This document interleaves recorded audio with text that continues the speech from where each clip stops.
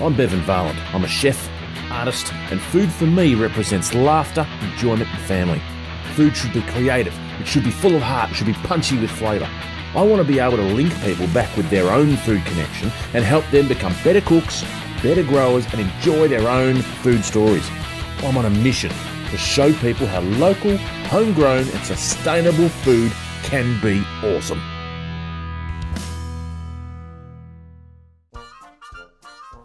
Well guys, something really exciting is happening in my garden right now. Just over there, I've got my compost bin, and what's really exciting is that about 3 days ago, a big swarm of bees flew in, have gone into the compost bin, and are busy making their honey. This is an exciting time. Now, I've chatted to a good friend of mine who's a beekeeper, and she suggested I keep the lid off, just so they move on.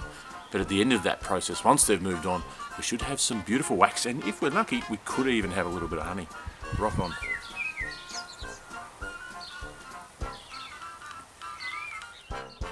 Well guys, it's been a couple of weeks since my bees have moved in. You can see I'm gloved up. I've got this amazing little bit of smoke here that I've been using to get them a little bit docile, just so I can grab a little bit of honeycomb for you guys to see. Now, I've pulled a bigger piece out just over there, and I've set it next to my compost bin. That's where they've been living. They've been really happy. All my flowers in this garden are all flowering. There's nectar all around at the moment, being spring. It is absolutely wonderful. I have some amazing honeycomb. And you can see it's just turning yellow. And in there is the most beautiful honey. Look at this here. And you can see that wax that's on the outside of those little units there. It's beautiful. Now just in here, you'll be able to see a soft little bit of honey. I'm going to suck some now and see what it's like. Here we go. Look at this in here. The most beautiful honey. Oh, look at that. Can you see that? Oh, wow. That's honey from my bees in my backyard. That's amazing. Ready? Gorgeous honey. Oh my God.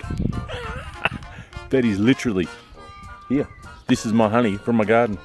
An amazing thing. It's actually one of the best bits of nature you could imagine. This is great. I'm bloody excited. You can see here, guys, I removed that piece of old cone. Now, what had actually happened was, it was actually up on the side here, on that bit. Because there's so much honey in it, what had actually happened was, it had gotten so heavy that it fell apart. I'm just going to step away. They're a little bit grumpy at me, but that's all right. And you can see in there, look at that honey there. Look. Whoa, getting grumpy. I don't want to make them too angry. I think what they'll actually do is, a lot of these guys are drones and workers. So what they'll do is, they'll eventually move back into their main hive, just over in there. They'll move back into the main hive, and they'll leave that bit of honey for me, I'm assuming. So later on I'll be able to squeeze it all out, and I'll be able to make an amazing dish using my honey from my veggie garden. I'm going to cook in my veggie garden. I don't think this could get any better. So I've been pressing my honey overnight. That amazing, beautiful, flavoursome honeycomb straight from my bees just over there. So I'm thinking, 9 weeks ago we started this series. I started in this very garden bed planting seeds. 9 weeks on, I've got this amazing garden that's flourishing all around me. So let's use this fantastic honey that has appeared miraculously in my garden, and let's create that into a dressing, and let's create the most amazing salad grown for us, by nature in this amazing place. Let's get cracking and doing some harvesting. All right, let's start at this little garden bed here. I've got these amazing Chogio Beetroots. My family has been eating these for the past 4 weeks. They're absolutely stunning. The most easiest thing to grow. It was probably the first thing that we actually planted back in episode 1. So as we look through here, we'll find one that is absolutely stunning, and this one right down here is the bee's knees, the hot pajamas. This is the one here. Where is it? Ah, there we go. All right. Grab it. Oh, that there is an amazing Chogio Beetroot. That there, beautiful. That's going straight into our basket. Now these little babies here, that's leek. Let's grab a couple leek and look at that. Beautiful leek. I reckon if we grab 2 or 3, that'll go great in the salad. It's going to give a bit of sort of zing to it. And the fresh leek, because they're so young, I'm going to pull one out and try one.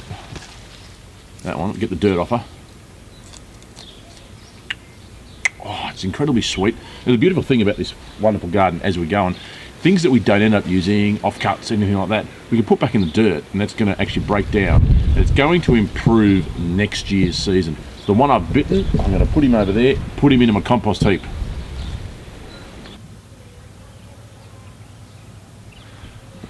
These are interesting. This was an interesting radish that I'd never grown before, but these flowers here are fascinating me. I think these are going to make an amazing decoration for the top of my salad. If we pull one of these up, so they've actually gone to flower, we'll pull one up. You can see here what's really interesting is those radishes haven't really grown up. That's cool if we break them in the middle. Look at that beautiful red beetroot sort of colour in the middle. Hey, cool flowers. Wonder what they taste like. Yeah, really soft little radish flavour. They're pretty too, they got little pink bits in them.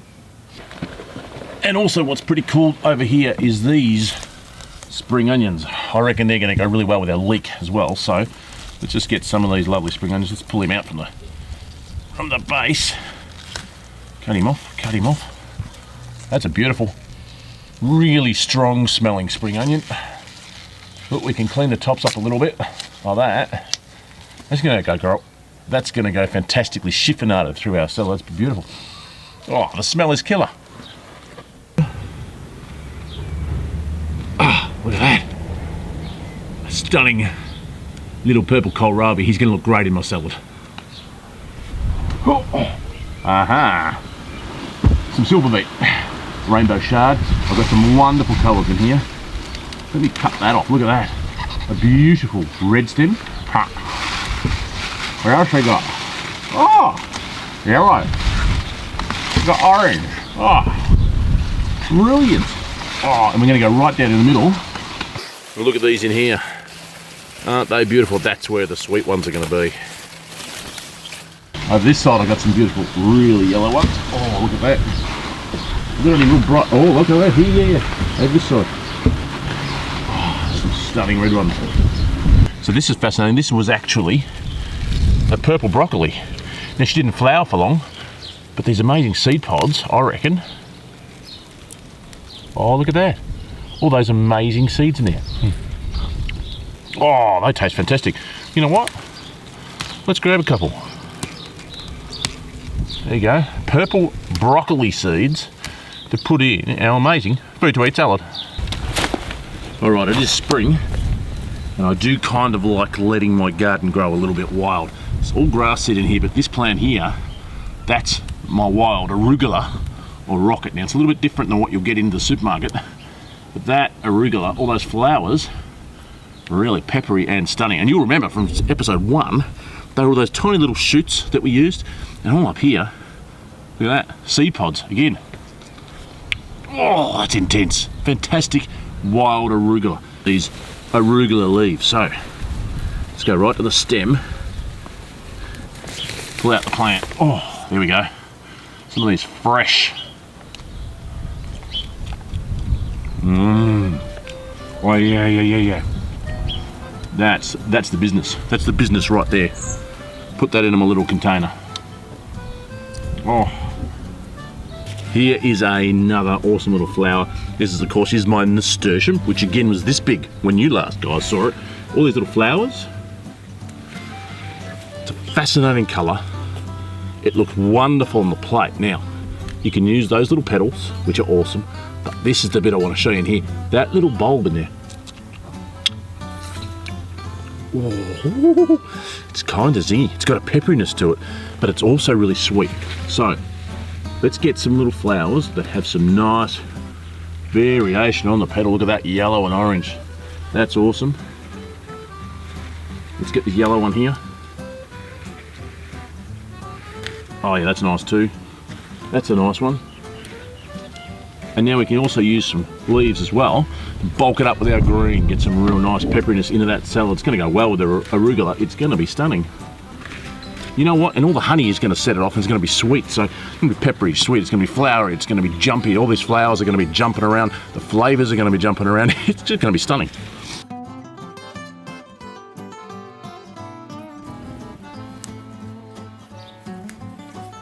Pansies.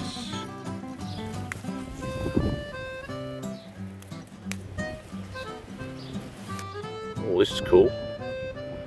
That's a variegated apple mint. Look at the texture and the flavour in that. That's wonderful. Up here, I've got some Italian parsley flowers. Oh, we'll take that with us. That'll be awesome. Beautiful, big, fragrant calendula flower. That is going to look beautiful with some colour and flavour on our salad. It's great. And in amongst her in here, I've got my borage. Oh, I do like a little bit of borage. Really great looking flowers. You can see in there how good they are. Blue. You've got shades of purple on them. So, we've just finished picking. We've got this stunning honey straight from our garden right behind me. I've got all these amazing these vegetables, these herbs, haven't we, Nick? Yep, well, it's all sitting here ready to go. I've got my little old girl sitting here, aren't you? Say g'day. G'day, how you go? Oh, good girl. Okay, you stay there and help me. Right, we want to create a beautiful salad on this amazing plate. Firstly, I've got some mayonnaise with some sweet chili in it. That's going to be a little garnish just to get underneath. Let's smear it right across the plate like that. Done. Cool. Now let's get going. I want to grab a couple of these leaves. We've got a rainbow chard. Some of that pink one. I don't want the green. We've got so much other green in our other veggies. I just want to use these awesome bits here. Oh yeah, that's great. And the beautiful thing is, all these leaves that we're not going to use, I'm either going to feed to my rabbit or I'm going to put it back into my dirt and recycle it, so next year my garden's even stronger and better. Okay, let's put it to the side. Now, let's get a nice dressing across there. A lovely rainbow chard, the yellow, the pinks, the oranges. It's fantastic. So it is in the silverbet family. It's just really, really cool colours. Now we want to start layering with all those greens and the purples and all the layers of textures and colours. A bit of nasturtium. Let's layer it over here. 2 little nasturtiums, that's great. See our kohlrabi, the little purple leaves. So let's grab a couple of the leaves off, like that. Now I think we can layer them just across here. There we go. You know what? Let's just cut it down the centre like that. Into 3. And have, oh, the smell of the onion. And let's cross it across here. A little bit of onion. It's going to give a little bit of bite on it, which is really cool. Okay, here's our spring onions that we got. Now, if you recall, I was going to do some nice chiffonade. Now, chiffonade is just a really, really fine slice, similar to what we did with the rainbow chard. Let's take it off to the same end. Oh, the smell of that is jumping around already. That is amazing.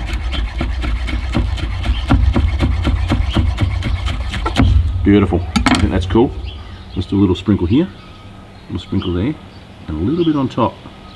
Oh, that's great. So now we've got to really build all those lovely flowers, the colours, the herbs, the apple mint, all those really, really fantastic textures and flavours and colours that we found out there, just to lift it out. Okay, some golden marjoram. It's just now a matter of building up with our colours. Here's some nasturtium flowers. Let's put him under there. Gorgeous. A little pig face. A couple little pig face. Look at that. Lovely. A variegated apple mint. Again, it really is this amazing texture and colour. Let's just put her in there. Arugula. A couple nice arugula leaves. Lovely, the little ones, which is all the flavour. Here's our radish flowers. Radish flowers. Bit here, bit there, and there's our mustard flowers, and there's our arugula flowers. all that nice awesomeness to go on. Let's hit it up with some of these lovely pansies. Now again, we want to look at the purples and the yellows. Let's look at complementary colours whenever we're doing a dish, and that's what makes the dish go pop. A little white one to the side. There's a purple near the yellow, which is going to pop out. Got my big calendula. Couple little petals. Here. Here.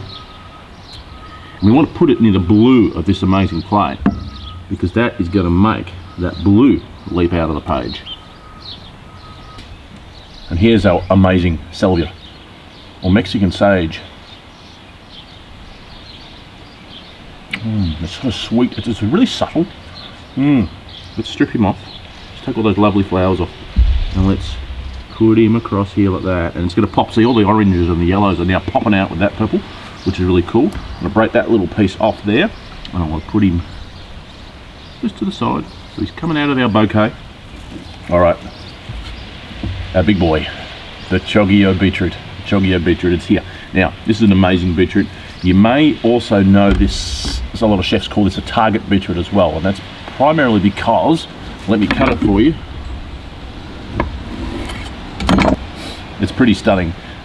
Visually, it's amazing. You can actually eat these babies raw, and they are the best way to eat them. Now, these will come in candy beets, which are yellows, pinks, oranges, whites, your normal purple, but this Chogio is stunning. South America. Okay.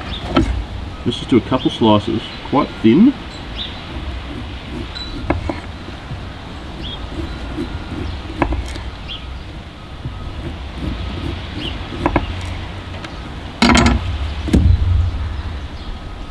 Okay. One. Two. And let's lift up that fractionally and put him underneath, so he's just popping out. There's our nice bouquet.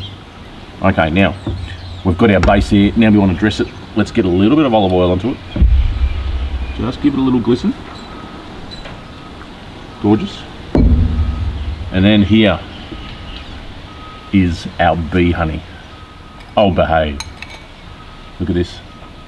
Beautiful. You can tell it's young honey. And when you taste this honey, let me taste it. It's incredibly floral. Incredibly floral. Here we go. Look at that. That there is the epiphany of everything that is coming out of my garden right now. Fantastic. I tell you what, I'm going to get into this. Then let's hit the road. I want to show you something else that is pretty fantastic.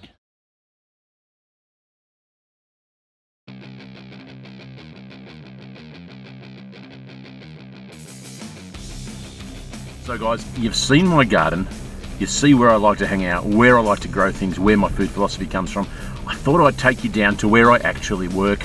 Great little place down in Lara, Victoria called Miller's. It's really awesome. He does a lot of local produce, a lot of locally sourced stuff, which is really great. And it proves really good food miles. Now, I'm going to take you in, I'm going to give you a little sneak. It's really early in the morning, no one's in there at the moment, so I'm going to take you a little sneak, show you some of the awesome produce they do, show you around, I'm going to make you a coffee. I'm going to introduce you to Scotty, the owner. He's really interesting. He has got a really interesting food philosophy, and it's great for this local area, which supports local farmers, what they do, right from the source, right to his little restaurant behind. Also, then I'm going to pop in, and I'm going to make you a treat. I'm going to get Shane, our amazing pizza chef, to whip you up the most amazing wood-fired pizza straight from the oven. It's stunning. All right, guys. Let's go meet Scotty. So here you go, just off Melbourne Highway, between Melbourne and Geelong, lies Miller's. A gorgeous little modern cafe, doing some amazing food. Now, I promise you a coffee. Here's a dude, but here's the coffee. Now, this coffee is actually roasted locally as well. He's one of our awesome baristas, Nicky, making a stunning coffee. Check it out. This stuff blows my mind every single morning. Absolutely fantastic. Double strength latte coming at you. Here comes a beautiful 63-degree milk. Brilliant. Now, check out this for skill. All you baristas out there, this, my friends, is how you pour a coffee. Yep, 1, 2, 3. Do you think? Fantastic. Coffee. Boom time. Guys, I told you I'd bring you Scotty. Here he is. Tell us about Miller's Lara, man. Mate, Miller's has been an idea of mine ever since I started my apprenticeship. I have a love for food and a love for cooking, and I always wanted to open a place of my own, and the opportunity presented itself here 18 months ago, and we jumped at it. And so within our business, we utilise as many local producers as we possibly can. We bake our own fresh cakes, fresh scones. You know, our cabinet is fresh every day, and it's all produce that we make here. And that's something I really pride myself on, because a lot of cafes that you go to these days, it's all manufactured, bought in rubbish that it just tastes like packet mix. And I want to really make sure that the customers here know that what they're getting is made on site, and it's made by quality ingredients. So tell us about your connection with local farmers. I think that's really something that really highlights to me. Yeah. Your tomatoes, your eggs, all those sort of things. Yeah.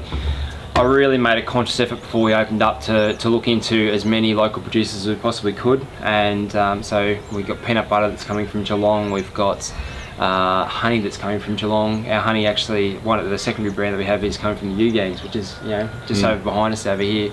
Our eggs come from Freshwater Creek, so just down near Torquay there. Our bacon comes from a small producer just up near Castlemaine.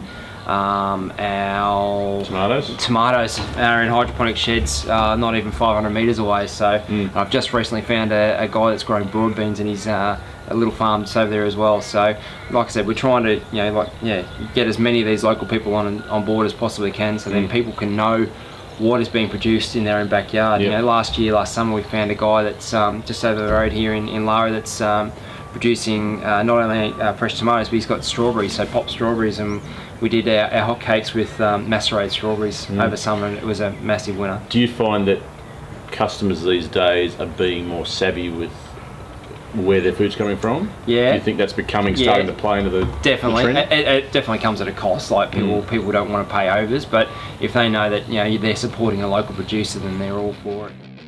Wood fire pizza, I hear you say. Here he is, the man himself, Shane. Now, this beautiful little wood fire pizza oven sits at the back of Miller's. They do 3 nights a week. Check out the wood. Red gum, so it's going to get really, really hot. Now, here's Mr. Shane, because it's ready to show you what to do.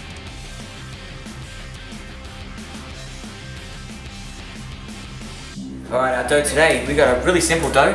It's got double oat flour, fresh yeast, salt, and just water.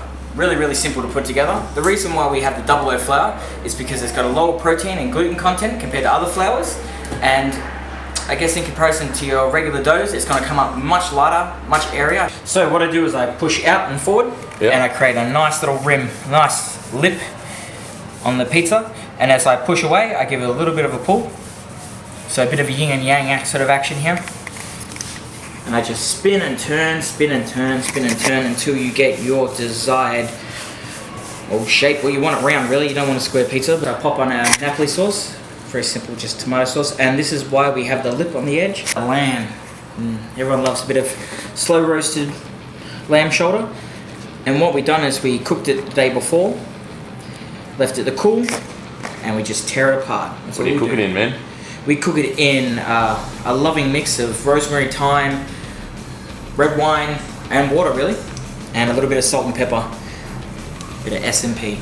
This is our red onion, and I just keep it in the rings because it's simple. You don't butcher the ingredients all that too much. Just spread around, doesn't have to look too special. And the next part is our peas. Now these are just being cooked off in a bit of butter. As you can see, we've got whole peas and mush peas. Very, very simple. To finish off, guys, is what we do is pop the cheese just over the top again. Now what that's going to do is it's going to hold everything in place as we cook it.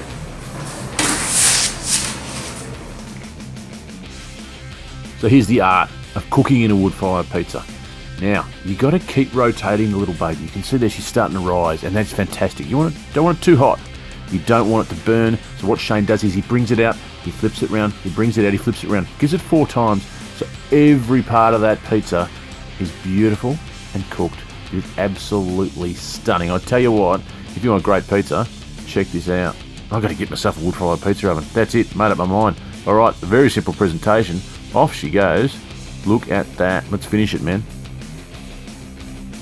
And to finish this bad boy off, just some very nicely chiffonaded or thinly sliced mint.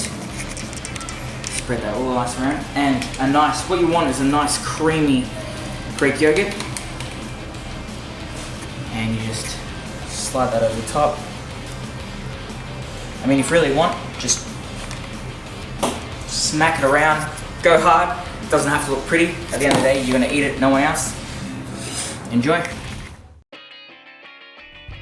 You're the roast of my beef, the mash to my potato, the extra cheese on my burrito. You're the cream of the cream on my sweet little thing. You're the dish of the day, now where do I begin? You're the butter on my muffin, I'm the chicken, you're the stuffing. If you scramble all my eggs, then I'll end up with nothing. You're the burger. So there you go, guys, the end of an amazing Food to Eat Stews. We've explored some amazing things. We've explored growing, establishing food from the very source to right through the finished product at an awesome restaurant. We've had beautiful desserts, we've seen amazing salads, we've seen stunning meat, we've done barbecue, you name it, we've done it at Food to Eat. Who knows where Food to Eat's going next? I don't know about you, but I'm getting in the Food to Eat mobile and I'm going to see you real soon. Catch you soon.